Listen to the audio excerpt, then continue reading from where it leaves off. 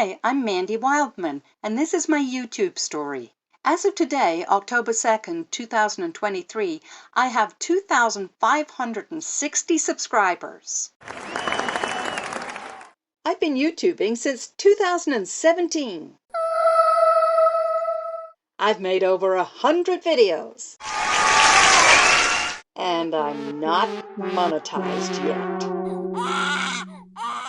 Today I'm going to show you the mistakes I've made on my YouTube journey. I'll show you examples of what I did wrong, and I encourage you to take a screenshot or write them down or put them on the wall as a reminder. So my first year in the YouTube video business, I didn't really do much. I published a little intro, and then I did a Cabbage Patch Doll rescue video, which was really a sort of a teaser for a course that I was going to do about rescuing Cabbage Patch Dolls. As you can see, not a lot happened, but I got 3,500 views and 140 hours watch time, and I got 58 subscribers, and I didn't really know that this happened, but a fairly uneventful first year, and certainly not anything like consistently posting videos.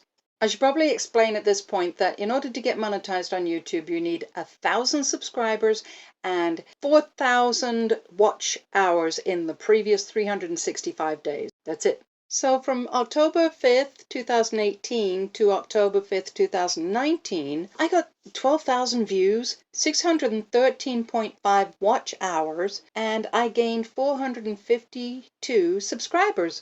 That's cool. Do you notice that spike? See that spike that pokes up like that? Yeah, unfortunately, I did not notice it, because if I had, I would have seen that the DIY Easy Upcycle Dress sewing tutorial rocked it. It created this spike, but at the time I would sort of glance at YouTube every so often, and I thought that it was the Cabbage Patch Dolls and the doll makeover videos that was gaining views and subscribers, so I didn't make any other upcycled clothing videos that year or for quite a long time afterwards. I was too lazy to really sort of understand or try to understand what these numbers and statistics actually meant.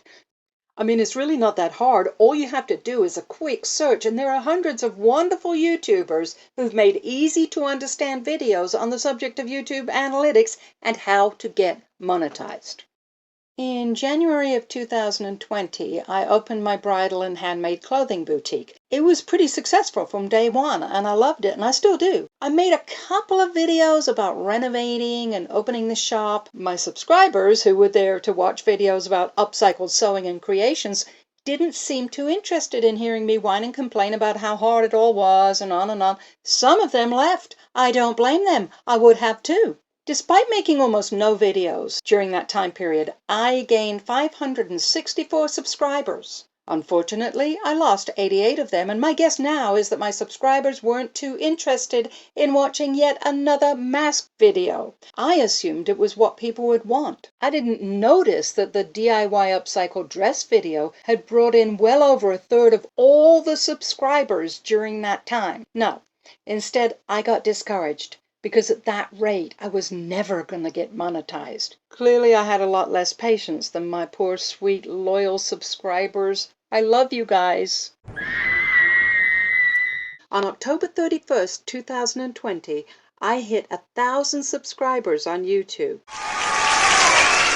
But again, I didn't notice, because for an entire 12-month period, I uploaded no videos at all. Zero, none, nada. I was wallowing in the pit of despair of, it's never going to happen for me.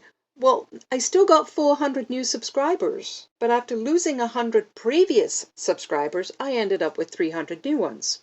So you can see why I had trouble stringing together 4,000 hours watch time into a 12-month time window, even though I'd already achieved 1,000 subscribers. I had fallen into the trap of making excuses. I don't have the time. I'm too busy. Those are excuses, not actual reasons.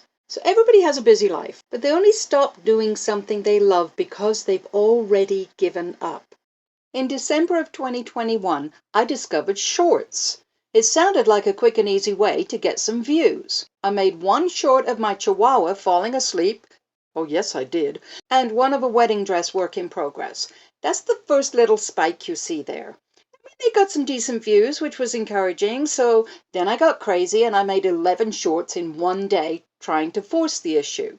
I did make a long form video around that time that I worked really hard on, but I got no views. So again, I kind of gave up. And then one Sunday in February, just for a lark, I decided to make a video about a Disney doll makeover, which I named Brave Skater Girl. Well, in the first couple of days, it got 6,500 views.